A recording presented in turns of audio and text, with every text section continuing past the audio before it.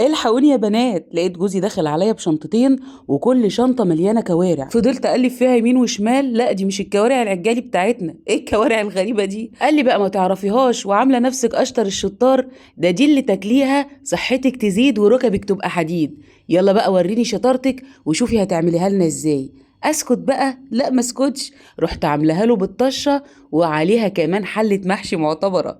سمي الله، صلي على رسول الله. شجعيني باجمل لايك وشاركي الفيديو مع اصحابك. ولقى الراجل بقى دابح كده جملين، فراح جايب كارعين محترمين من بتوع الجمل. ايوه ما تستغربيش، كوارع الجمل من افيد الكوارع اللي ممكن تاكليها، وفعلا الاكله دي وحشانه قوي. بس الاول كده يلا نديها نظافه محترمه.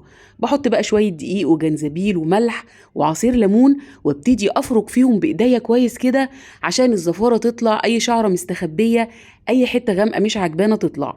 اعملي الموضوع ده هيفرق جدا في نظافة الكوارع. هجيب بقى المية وابتدي اغسلها كده في الطبق بالخلطة الجميلة اللي عملناها. كل ده تنظيف بس للكوارع الجملي، وطبعا هتلاقيها عند اي جزار جملي اللي هو بيبيع اللحمة الجملي اللي بتعملي عنده الكفتة، يعني منتشرة وما تقلقيش هتلاقيها.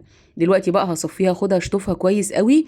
والكوارع بعملها نفس معاملة الكوارع العجالي. يعني ايه؟ يعني بعمل لها غلوتين. الغلوة الاولى بالورق اللورا، بصوا بيطلع بقى كمية ريم وبتطلع كل الزفر وكل الريم اللي موجود في الكوارع. بصي غلوة واحدة بس يا دوب غليت 10 دقايق، وهبتدي اشيلها اصفيها واغسلها واغير المية. بصوا بقى هنا غيرت المية مية جديدة والكوارع شطفتها، وهبتدي انزل بقى دي المية اللي هتستوي فيها. طيب هبتدي احط بقى البوكيه جرنيه، بصل، جزر، حبهان، ورق لورا، فلفل اسود، معلقه من السكر. طريقتي بقى لتسويتها لو انتي مش مستعجله، ايه بقى الطريقه اللي تسرع لي التسويه؟ بخليها تغلي بالظبط كده ساعه الا ربع، وبعدين بقفل عليها واسيبها لتاني يوم. يعني انا كده بالليل خلاص خدت معايا غلوه كده ساعه الا ربع، هروح قافله عليها النار، وطبعا هيفوت الليل، الصبح بقى هتلاقيها استوت معاكي. الطريقه دي حلوه قوي قوي لتسويه كوارع جملي او حتى فراخ عتاقي. تديها غلوه بالليل، الصبح تفتحي عليها ما شاء الله بتبقى خدت سوا.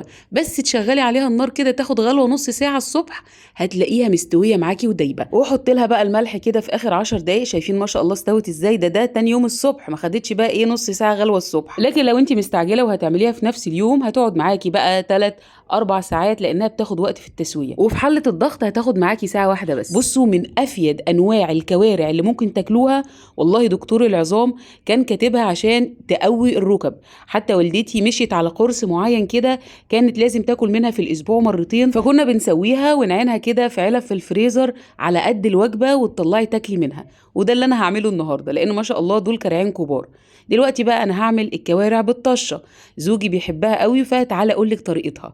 انا بختار ايه؟ الحتت اللي فيها عصب بس بدون عظم، الحتت اللي بنقيها واحطها في المصفى دي الحتت اللي انا هعملها بالطشه. اللي فيها عظم دي طبعا يعني مزاج ولازم تتمصمص، والاكيله عارفين انا بتكلم في ايه. بصوا بقى تعالوا نشوف الحتت اللي فيها عصب والحتت الماسكه نفسها بدون عظم. يلا نشوف هنعملها بالطشه ازاي. هنجيب بقى حله غويطه كده، ننزل بمعلقه محترمه من السمنه، معلقه صغيره من الثوم المفروم، وهنشوحهم مع بعض مع شويه من الكزبره الناشفه.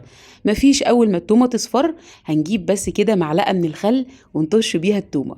هننزل بقى بالكوارع، وطبعا الريحه تحفه تحفه تحفه. بصوا الحتت كلها عصب. دلوقتي بقى هجيب ايه؟ معلقه من التخديعه. فاكرين التخديعه اللي انا قلت لكم ان انا بفرزها دايما وبتسعفني للمحشي، لصلصه مكرونه، لطواجن، وبتكون عباره عن بصل متسبك مع طماطم.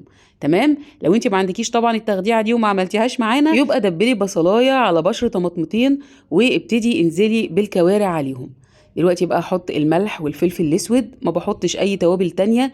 عايزه تحطي معلقه من توابل اللحمه برضو هتديها طعم حلو.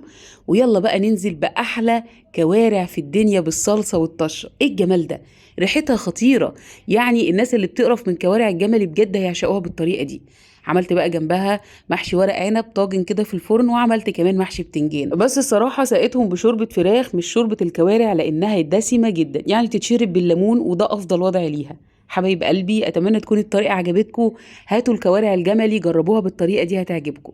كان معاكي شيماء محمد، والسلام عليكم ورحمه الله.